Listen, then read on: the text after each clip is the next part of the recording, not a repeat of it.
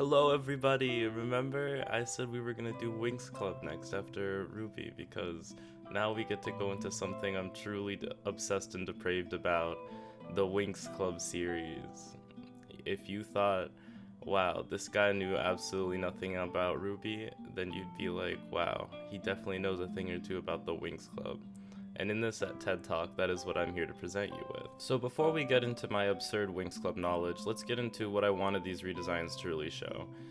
They get older as the seasons go on, and I'm gonna be redesigning every single form, which, by the way, that's the plan. I'm gonna be redesigning all of their fairy forms. Oh god, that's a lot of forms. Well, I'll figure out which ones are truly the most necessary forms. Plus iconic outfits, you know, like the ball gowns, all that good stuff. So season 1, they start off as 16-year-olds, so I'm trying to age down the looks, but still keep it like to the fashion levels of the original series because, you know, the original series was hella fashionable. So we're gonna be starting off with Bloom, the main character. Well, I guess there's 6 main characters. The main character, we're gonna focus on her civilian form because the Winx have like really cool fun outfits outside of their fairy form, which is another reason that the show is phenomenal. The show really said, you want to look for your look? Well, we got some looks for your look, and I hope you're okay with that because we're gonna be giving you more looks whether you want it or not. And luckily for me, I'm a guy who wants it. So they just keep me so well fed, so much good looking stuff. Look at this shoe. I really perspectived the hell out of that shoe. That's like, you know, that's like some kind of doll shoe right there. Doll shoe incorporated, hit me up. I work easy and long hours. And I really am in love with these leg warmers. Her original design has like these flary pants, and I give her a skirt to sort of mimic that flare, but I still wanted her legs to be bulky, so fluffy leg warmers. Because who doesn't love fluffy stuff? It's very Y2K, I think. Don't quote me on that. But the whole look is supposed to be very Y2K, so hopefully it's reading very Y2K. I hope it gives what she's supposed to give, and she came to the party prepared and well invited. And I hope you like the fact that she has 6 stars on her, you know, 1 for each of her posse members and herself. I think that's a really fun detail, and it's just fun because on her original design, let me just pull up the original design real quick. See, I was gonna make like some fun remark about like the original design only has 5 because in season 1 they only had 5 girls, but the original one had 6 too, so I don't know. That's divine intervention if I've ever seen it, just to make me look a little, well, and I stand by that. So I wanted to take the exact colors, and I feel like I probably missed 2. They have that much darker yellow and the much darker teal color. I could have probably worked in more, but I think I got those in the coloring style. You guys will also have to let me know how the girls look in my own personal drawing style.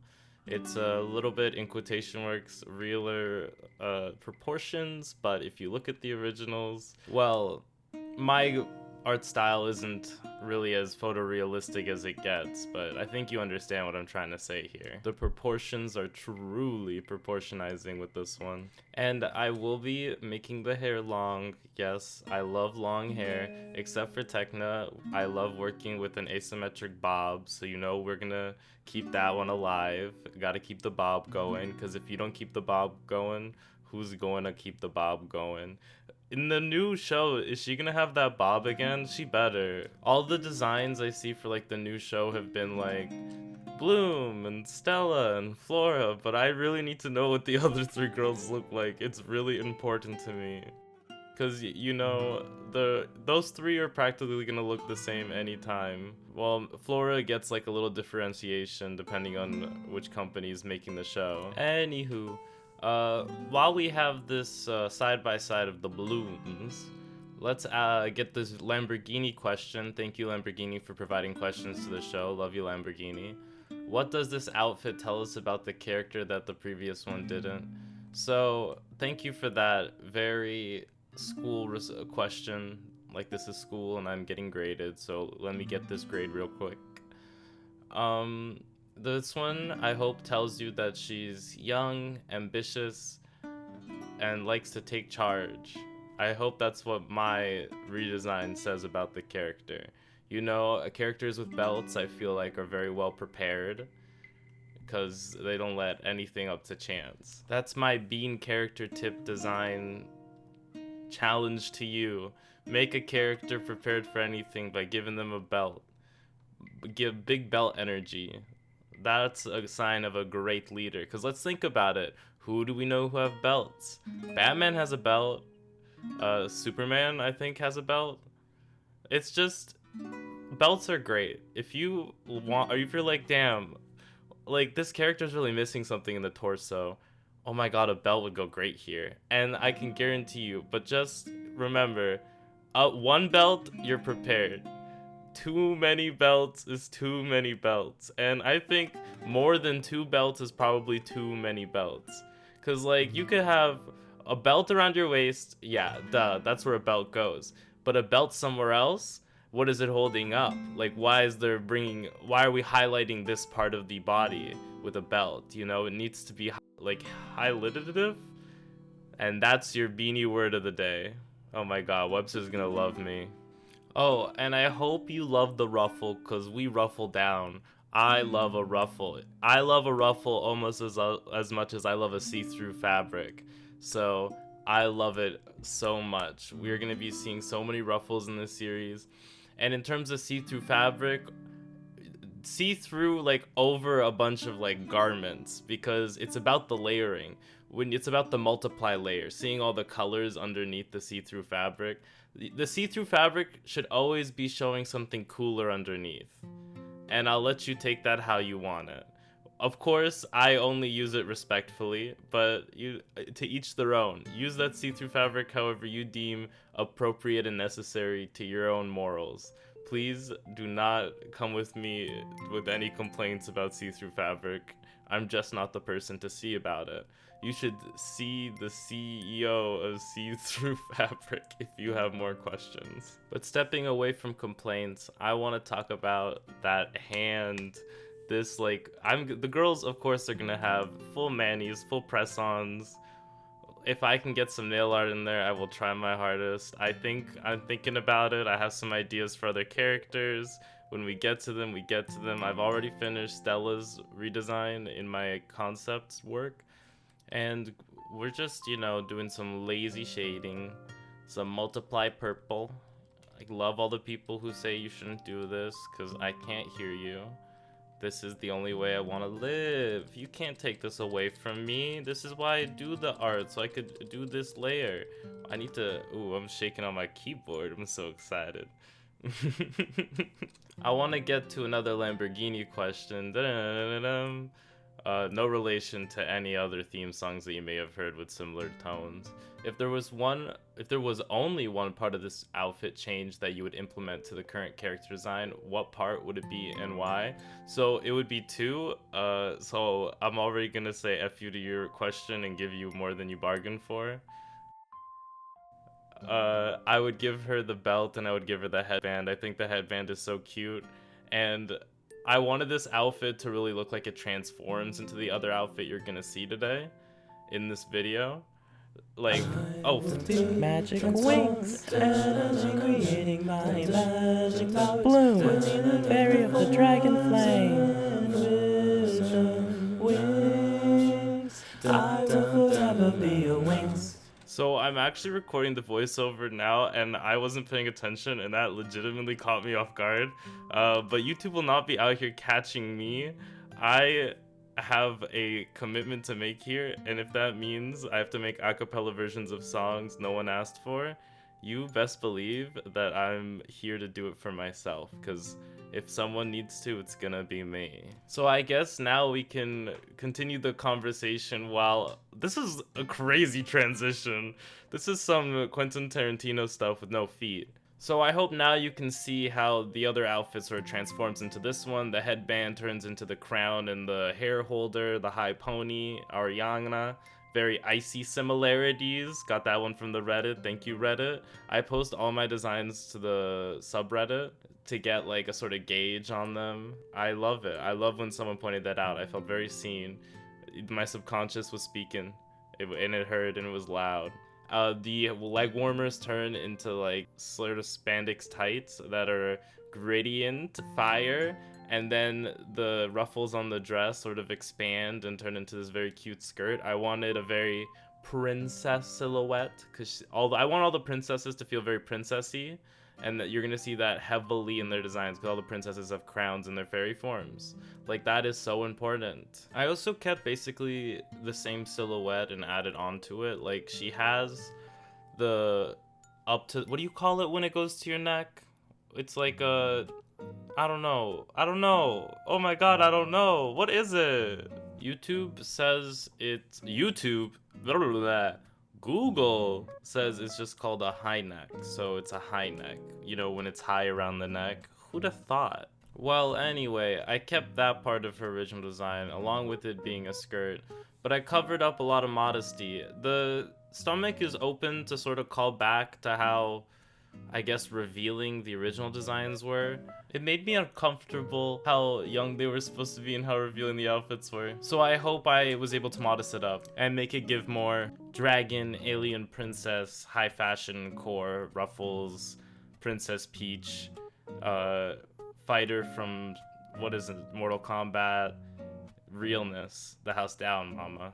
And as I'm sitting here, like, looking for things to talk about my designs, I'm noticing that I make very balanced designs. And I think moving forward, I need to challenge myself a little bit more in doing, you know, little top heavy, little bottom heavy, little side heavy, little other side heavy, because I just want to challenge myself a little more. Who gets better by doing the same thing all the time? So going on that, on my Blake video for the redesigns, I got a comment by a lovely commenter, Sushi Gives Me Life. They said that I should try working with my line size weight variety.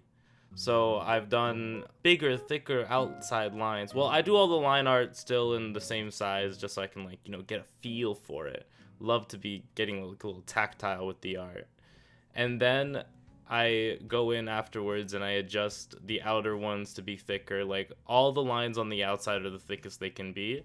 And then, like, for the ruffles, for instance, or for the face lines, I would make the lines smaller. So I want to say thank you for that critique. I appreciate it, those kinds of comments, you know, I love improving my art. So when I see helpful advice, I give it a try out, and if I like it, I continue to use it. So this is definitely something I'd use again.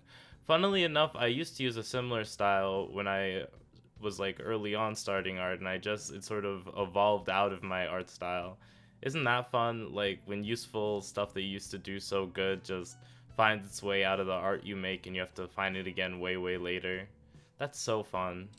Another fun thing I'm bringing back is when I used to be making a bunch of Winx Club OCs, is I used to go up and I Google glitter page, and I would take it into the program, and I would luminosity, lighting and shade, spell card, you've activated my trap card, and it would make my glitter textures be glitterified. And that's the secret to doing art. You just gotta become a Yu-Gi-Oh! Duel master. That's your beanie tip number 43 for today's episode. Yeah, after I do all the Winx Clubs forms, I think I'm gonna do all the Bakugan forms. So, like, the characters in Bakugan, and then also the Bakugan themselves. So, you know, in about 4 years when this series is over, we have something else to look forward to. Because honestly, after Bakugan is Beyblades, and you better watch out, because we'll just keep going down the line. I've got literally nothing better to do. Let's take it back to a Lamborghini question. She says she sells by the seashore. But besides that, speaking of the seashore, she says, who lives in a pineapple under the sea? And personally, I know she knows that she's not supposed to bring up on this program. I can't believe she would sit here and try and get me to converse about that guy, but I will not be bringing his name up anymore. He is dead to me. And if you think this is about a real person, it's about SpongeBob SquarePants. So please do not try and get me in contact with him. We've gone our separate ways, and there's no way I'm talking to that Sponge Boy again. And I hope you heard my dog, because he saw a squirrel. He loves to bark at squirrels. When I let him out in the backyard, I have to make sure there are no squirrels or bunny rabbits, because he's a bit of a savage. He's a little Yorkie, so you already know he's a little woo-woo. And before this makes its way back to my dog, I want my dog to know that I love him.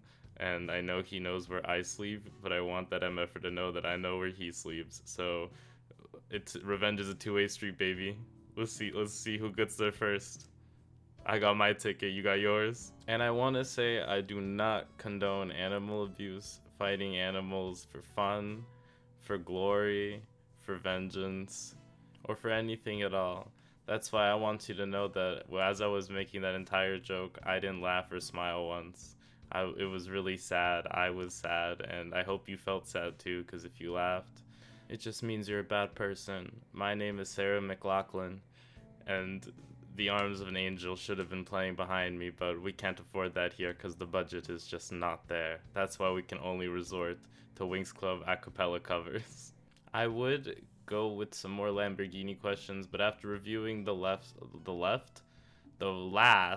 little bit of it, I want it to be clear that this is very schoolwork of you, and I just want you to know that I think you're exactly where you are, and Big Nasty, we know what you did, and we are coming for you. Big Nasty, when I see you, Big Nasty, it is over. Oh, this is a good question on the list. Do you make your videos just to talk about whatever you want to talk about, and it doesn't even matter what you're drawing because you talk very little about the drawing and the context of the drawing in the video? Big Nasty, did you write this one? I'm gonna put this one at the bottom of the pile. We'll get back to it. Let me know if I should just render all my videos in 1.5 speed. So I run the digital art speed paint of it all by like 1000 already. So this is 1000% sped up. So again, this is crazy long, right? I like really take my time. But I could do this, and then I could record myself talking, and then I can speed that up to 150. So by default on YouTube, it comes out to 150. I just need to know, like, at what speed am I being consumed here? Is it like yum yum yum yum yum yum, or is it more yum yum yum yum? You know, cause I just need a gauge. You can gauge me real quick. Oh, and the lighting here is great. As I get back to the point of the video, the lighting, she was holding fire in her hand, so the fire is illuminating her. I haven't drawn the fire yet, but I've definitely drawn the lighting with the fire in mind. So yes, I love eye whites. That's my new trend right now in my art. That and doing this highlight thing on her hair. That's my new trend in art right now. I'm giving my characters eye whites, and I'm giving them hair shines. I'm gonna figure out what works for me. I give her makeup too. I make it work. Oh, and I made her Charmix form too. So I'm actually looking at the video now, so I will not be jump scared. So prepare for another acapella thing to take us out in the video. And I'm gonna say thank you for watching.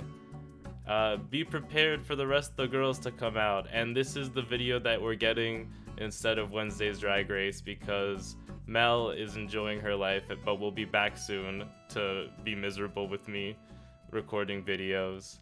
Yes! See you later, girls! It's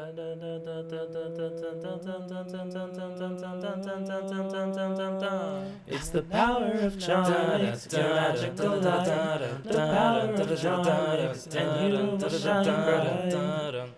Spread your wings and fly, light up the sky. It's easy if you try. It's the power of charm, your magical light. The power of charm will lead you through the night. Spread your wings and fly, light up the sky. It's easy if you try.